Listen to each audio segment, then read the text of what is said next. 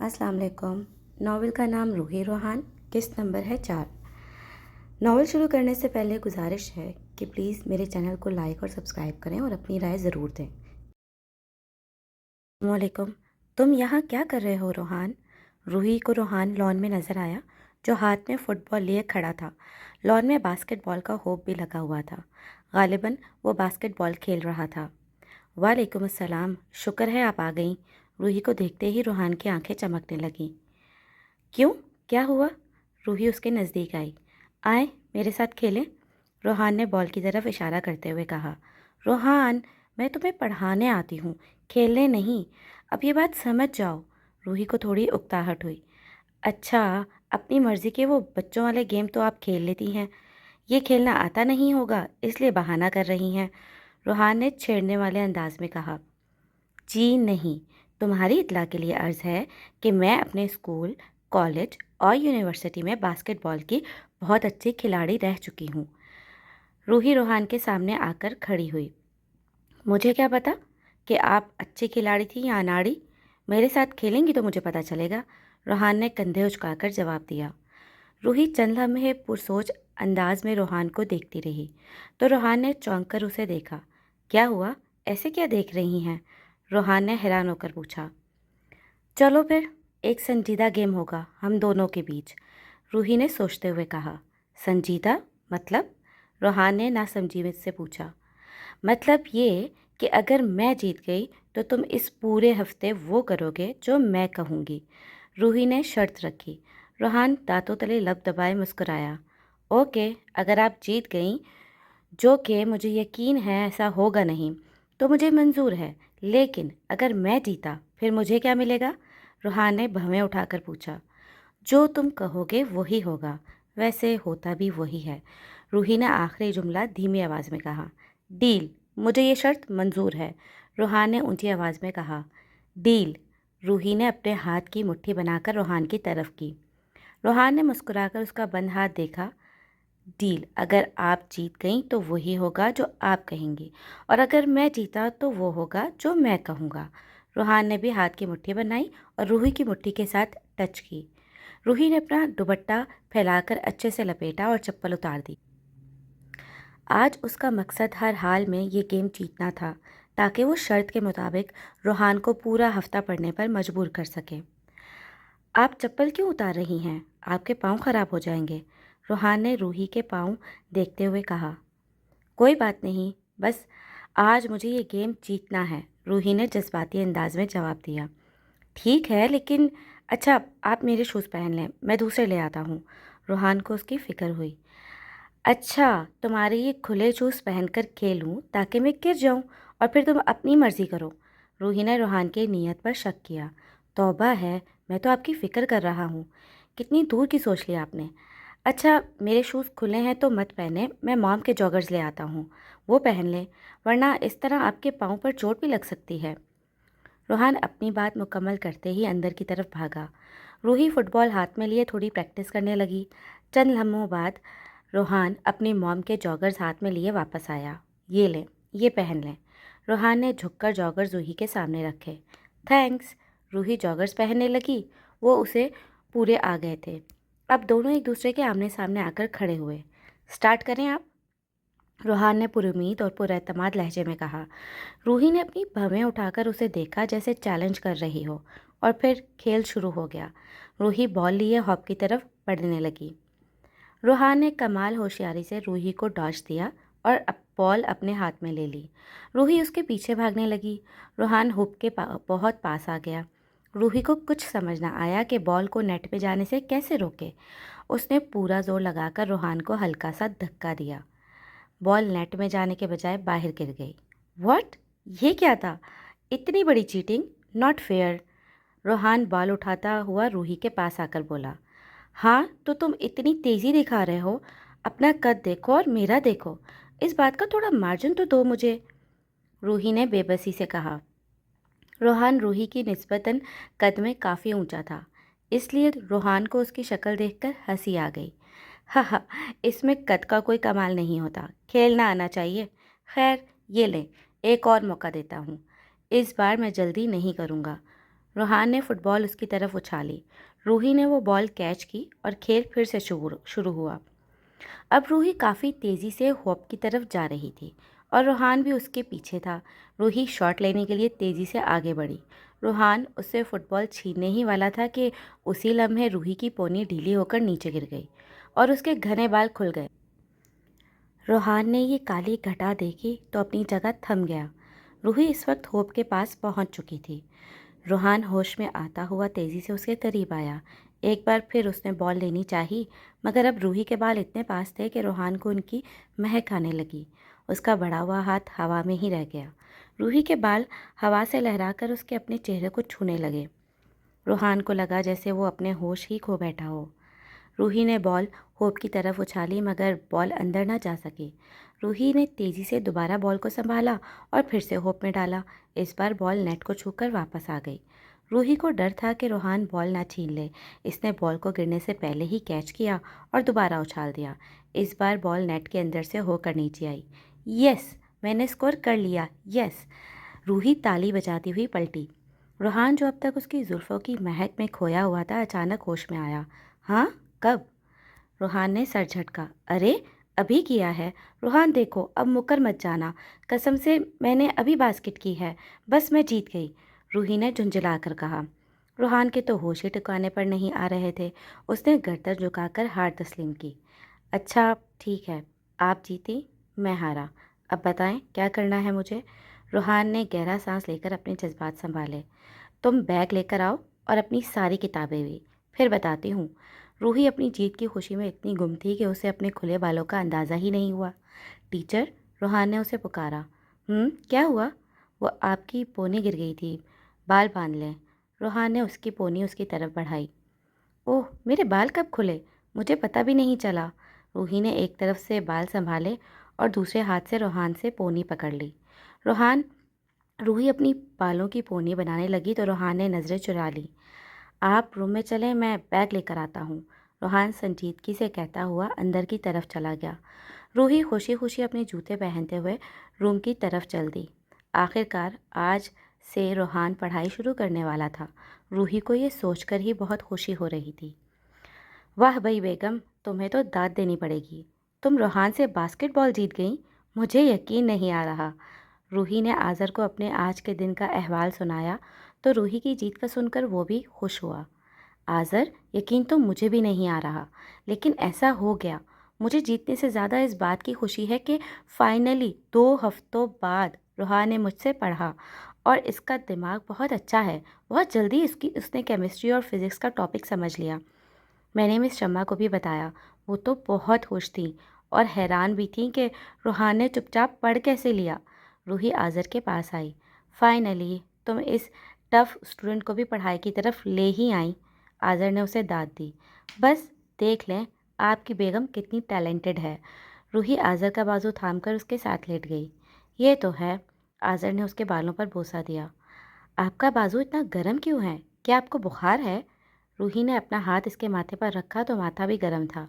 हाँ आज़र, आपको तो बुखार है, आपने मुझे बताया क्यों नहीं? रूही फिक्रमंद होते हुए अपनी जगह से उठी। यार क्या हो गया है? हल्का सा बुखार है, अभी पैनाडोल लूँगा तो ठीक हो जाएगा।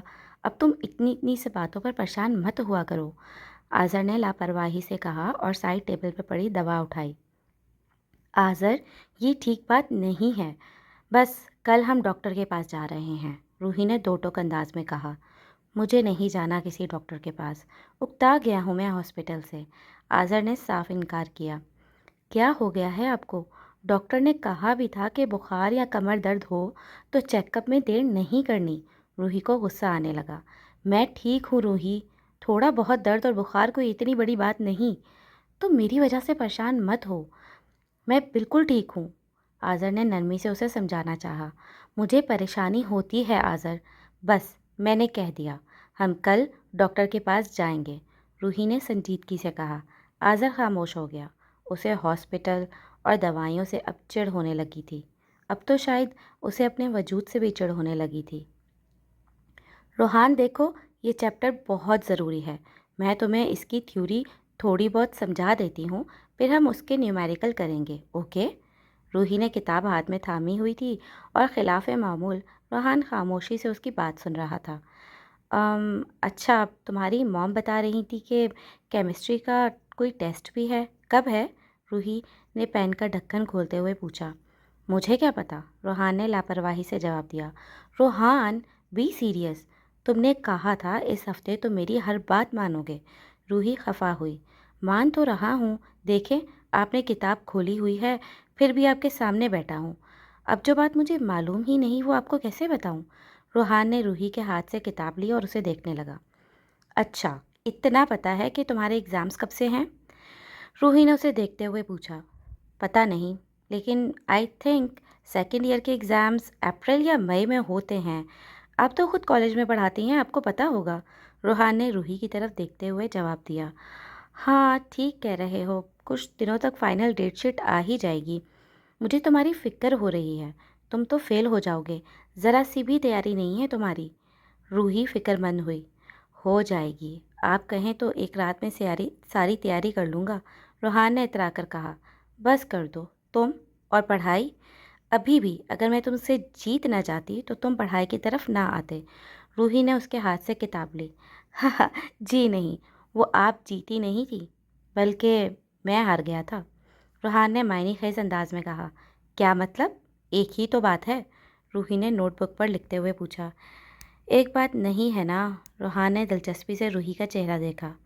अब तो मुझे लगता है हर हफ्ते ही तुमसे गेम खेलना पड़ेगा और तुम्हें हराना पड़ेगा ताकि तुम एग्ज़ाम की तैयारी कर लो।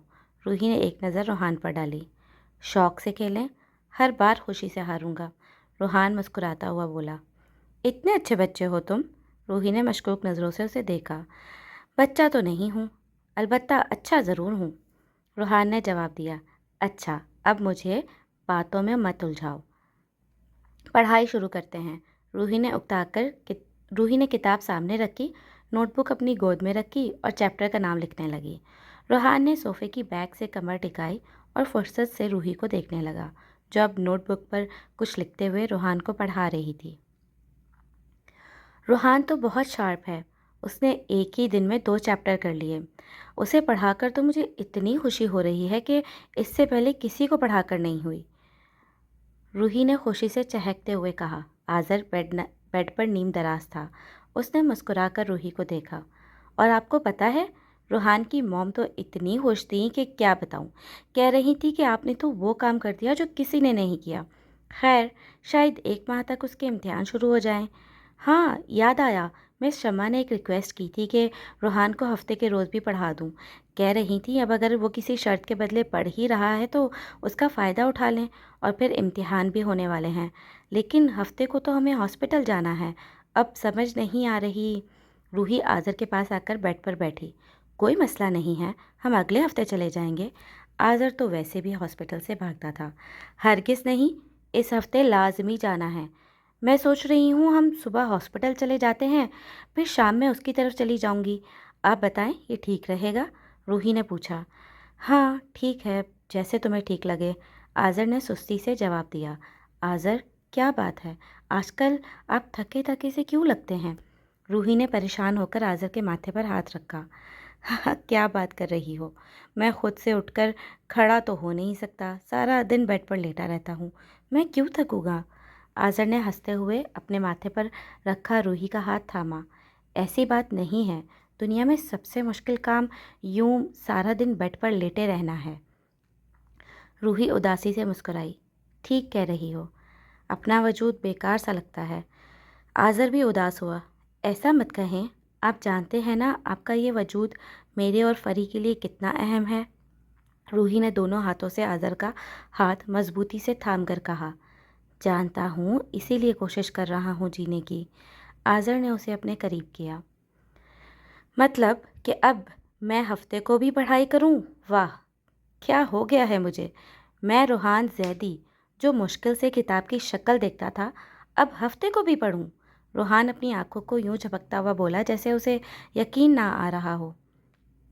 मिस्टर रूहान, शर्त के मुताबिक बात पूरे हफ्ते की हुई थी, इसलिए तुम नखरे मत करो। मैं हफ्ते को आऊँगी, तुम घर पर रहना, रूही ने दांत पीसते हुए जवाब दिया। आप कहें तो इतवार को भी घर रह लेता हूँ, लेकिन शर्त यह है कि आपको आना होगा। रूहान ने उसकी तरफ झुकते हुए शरारत से कहा। सच? इतवार को भी पढ़ाई करोगे? रूही एकदम खुश हुई। रूहान ने खामोश निगाह उस पर डाली, जैसे कहना चाहता हो कि मैं हर पल पढ़ सकता हूँ, शर्त यह कि आप सामने हों। क्या हुआ, अब चुप क्यों हो गए? तुम्हारे बस का काम नहीं है ये, तुम बस हफ्ते को ही पढ़ लो। रूही ने उसकी खामोशी को इनकार समझा। ठीक कहती हैं, मेरे बस से बाहर हो रहा है ये। रूहान ने बमुश्किल नज़रों का रुख बदला। हफ्ते को शायद थोड़ी देर हो जाए आते हुए। मैंने आज़र को हॉस्पिटल लेकर जाना है, रूही ने किताब खोलते हुए संजीदगी से बताया। क्या हुआ, वो ठीक तो हैं? रूहान ने भी संजीदगी से पूछा। नहीं, मुझे लगता है वो ठीक नहीं है। 3-4 हफ्तों से उनकी कमर में बहुत दर्द है और कभी कभी बुखार भी हो जाता है। मुझे याद है डॉक्टर ने कहा था कि ऐसा कुछ महसूस हो तो लाजमी चेक करवाना है। वो तो बस आज़र की सुस्ती और मेरी मसरूफ़ियत की वजह से हम हॉस्पिटल नहीं जा सके, लेकिन इस हफ्ते मुझे लाजमी जाना है, रूही ने तफसील बताई। कोई मदद चाहिए हो तो आप मुझे कह सकती हैं। रूहान ने एक नज़र रूही के उदास चेहरे पर डाली। नहीं, थैंक यू रूहान, तुम बस पढ़ाई कर लो और अच्छे नंबर से पास हो जाओ, मेरे लिए यही काफ़ी है। रूही ने मुस्कुराकर उसे देखा। बात बात फिर रूहान की पढ़ाई की तरफ पलट गई। रूहान ने गहरा सांस लिया। पढ़ाई? अच्छा, अब एक डील करें, रूहान रूही की तरफ झुकते हुए बोला। कैसी डील? रूही ने चौंक कर उसे देखा। डील ये कि अगर मैंने अच्छी परसेंटेज ले ली तो आगे यूनिवर्सिटी में भी आप ही मुझे पढ़ाएंगी? रूहान ने रूही की आंखों में देखते हुए पूछा। अच्छी का मतलब जानते हो तुम कहाँ से लोगे? एक माह रह गया है और तुम्हें केमिस्ट्री का सी भी नहीं आता। रूही ने हंसते हुए इसकी बात को टाला। ये मेरा मसला है, आप बस बोलें कितनी परसेंटेज चाहिए, उतनी ले आऊँगा, मगर आप ये डील डन करेंगी तो? रूहान ने फिर से पूछा। 75%। अगर इतने आ गए तो डील डन, लेकिन मैं तुम्हें इतना अच्छा नहीं पढ़ा सकूंगी। जाहिर है मैंने साइकोलॉजी पढ़ी है और तुम शायद बीबीए करोगे। रूही ने बात को ऐसे टाला जैसे उसे यकीन हो कि रूहान का पास होना ही बड़ी बात है। वो सब बात की बात है, बस डील डन। रूहान ने हाथ की मुट्ठी बनाकर रूही की तरफ की। रूही को उसके अंदाज पर हंसी आई। उसने भी मुट्ठी बनाकर रूहान की मुट्ठी से टकराई। डन, अब कुछ पढ़ लो। रूही ने मुस्कुराकर किताब खोली। रूहान चुपचाप उसे सुनने लगा। अभी चंद मिनट ही गुजरे थे कि रूही का मोबाइल बजने लगा। 1 मिनट, घर से कॉल है, रूही ने मोबाइल देखते हुए रूहान को बताया और अस्पात में सर हिलाया। क्या हुआ? मैं वहीद भाई से बात कर लेती हूँ, आप बस फरी का ख्याल रखिएगा, रूही ने फ़िक्रमंदी से कहा। रूहान ने एक नज़र रूही को देखा जो उजलत में अपना मोबाइल बंद करती हुई अपनी चीज़ें बैग में डाल रही थी। क्या हुआ, आप ठीक हैं? रूहान भी फ़िक्रमंद हुआ। नहीं, वो आज़र की तबीयत अचानक से ख़राब हो गई। वहीद भाई हमारे पड़ोसी हैं, वो उन्हें हॉस्पिटल लेकर गए हैं। सॉरी रूहान, मुझे जाना होगा अभी। रूही बैग कंधे पर डालती हुई खड़ी हुई। 1 मिनट, मैं आपको ले जाता हूँ। रूहान भी उसी के साथ खड़ा हुआ। नहीं, मैं बाइक पर नहीं जा सकती, मैं चली जाऊँगी, इट्स ओके, तुम ये मुकम्मल करो, रूही ने जल्दी से जवाब दिया और दरवाजे की सिमत चलने लगी। रूही, गाड़ी है घर में, मैं ले जाता हूँ, प्लीज़। रूहान ने उसे उसके नाम से पुकारा। रूही ने अपनी परेशानी में इस बात पर तवज्जो न दी। तुम गाड़ी चला लोगे? रूही ने पलट कर पूछा। जी, मेरे पास लाइसेंस भी है, आप आए। रूहान ने जवाब दिया। वो दोनों कमरे से बाहर आए। रूहान घर के अंदरूनी हिस्से में गाड़ी की चाबी लेने चला गया। रूही वहीं पर उसका इंतज़ार करने लगी। रूहान चंद सेकंड में ही चाबी लेता बाहर आया और गाड़ी का दरवाज़ा खोलकर रूही को बैठने का इशारा किया। रूही अपनी सोचें झटकती हुई गाड़ी में बैठ गई। रूही और रूहान हॉस्पिटल पहुंचे। वहीद, जो कि रूही का पड़ोसी था, सामने ही नजर आया। रूही तेज़ी से उसकी तरफ आई। क्या हुआ, सब ठीक है ना वहीद भाई? आज़र कहाँ हैं? रूही ने बगैर सांस लिए पूछा। जी, वो अंदर हैं डॉक्टर के पास। वो तो शुक्र है डॉक्टर अभी मौजूद थे, शायद कुछ टेस्ट वगैरह का कहा है, वहीं लेकर गए हैं, वहीद ने तफसील बताई। ओह अच्छा, आपका बहुत शुक्रिया, रूही ने गहरा सांस लेते हुए कहा। कोई मसला नहीं है, वो तो बुआ भागती हुई घर आई कि आज़र की कमर में बहुत दर्द है, वो तो दर्द से करा रहा था। बस फिर ये साहब कौन है? वहीद की नज़र रूही के साथ खड़े रूहान पर पड़ी। ये मेरा स्टूडेंट है रूहान, अभी इसी के घर पढ़ाने गई थी। रूही ने तारुफ करवाया। अच्छा, ये तो जवान लड़का है। वहीद ने रोहान को ऊपर से नीचे देखते हुए कहा। जी, जाहिर है जवान लड़के ही पढ़ते हैं, किसी बुजुर्ग को तो पढ़ाने नहीं जा सकती। रोहान को वहीद कुछ खास पसंद ना आया, इसलिए उसने मुंह बनाकर जवाब दिया। रोहान चुप। वहीद भाई वैसे ही कद लंबा हो गया है, वरना अभी सेकंड ईयर में है। रूही ने रोहान को टोका। अच्छा खैर, अब मैं चलता हूँ, बस कुछ ज़रूरी काम कर रहा था। वहीद खुदा हाफिज़ कहता हुआ वहाँ से चला गया। रोहान और रूही वेटिंग एरिया में बैठ गए। उसके सामने बने रूम में आज़र मौजूद था। रोहान, ऐसे बदतमीज़ी नहीं करते। वहीद भाई को सलाम तक नहीं किया तुमने। रूही ने एक खफगी भरी नज़र रोहान पर डाली। हाँ, सलाम? आपने देखा नहीं कैसे तंजिया नज़र डालकर कह रहे थे कि मैं तो बड़ा लगता हूँ। रोहान ने गुस्से से वहीद की नकल उतारी। अरे, उनका मतलब था कि तुम अपनी उम्र से बड़े लगते हो। अब उन्हें क्या पता तुम कितनी दफ़ा फेल हो चुके हो। रूही ने रोहान की शक्ल देखते हुए अपनी मुस्कुराहट छुपाई। तो आप बता देती। मुझे फ़र्क नहीं पड़ता। रोहान ने कंधे उचकाकर जवाब दिया। अच्छा, अब तुम घर जाओ, तुम्हारी मॉम परेशान हो रही होंगी। पता नहीं हम लोग कब तक यहाँ से फारिग हों। रूही ने बात बदली। कोई मसला नहीं है, मॉम को मैंने इस इमरजेंसी का बता दिया था, बल्कि मॉम ने कहा है कि तब तक आपके साथ रहूँ जब तक आपके शौहर खैरियत से घर नहीं आ जाते। रोहान ने जवाब दिया। लेकिन रोहान, तुम्हारी पढ़ाई मिस्टर आज़र के साथ कौन है? रूही की बात मुकम्मल ना हो पाई थी कि एक नर्स ने ऊंची आवाज़ में पूछा। मैं हूँ, सब ठीक है? रूही जल्दी से खड़े होते हुए बोली। रोहान भी उसके साथ खड़ा हुआ। जी, डॉक्टर अंदर बुला रहे हैं आपको, नर्स ने जवाब दिया। रूही अंदर की तरफ जाने लगी। तुम भी आ जाओ। रूही ने पलटकर रोहान को देखा जो अपनी जगह पर ही खड़ा था। नहीं, आप सुन लें, मैं आपका यहीं वेट कर रहा हूँ। रोहान ने नफ़ी में सर हिलाते हुए जवाब दिया। रूही रूम की तरफ चली गई। सब ठीक है? डॉक्टर क्या कह रहा था? रूही रूम से बाहर आई तो रोहान उसके करीब आया। हाँ, बस कह रहे थे कुछ टेस्ट किए हैं, अब 2 दिन तक रिपोर्ट्स आ जाएंगी, लेकिन बुलाया अगले हफ्ते है। रूही ने मुख्तसरन बताया। अगले हफ्ते क्यों? उसे फ़ौरन रिपोर्ट्स देखनी चाहिए। रूहान ने उसे देखते हुए कहा।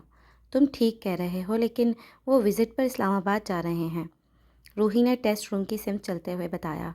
ओह, एक बात कहूँ, मुझे ये हॉस्पिटल कुछ ख़ास अच्छा नहीं लगा।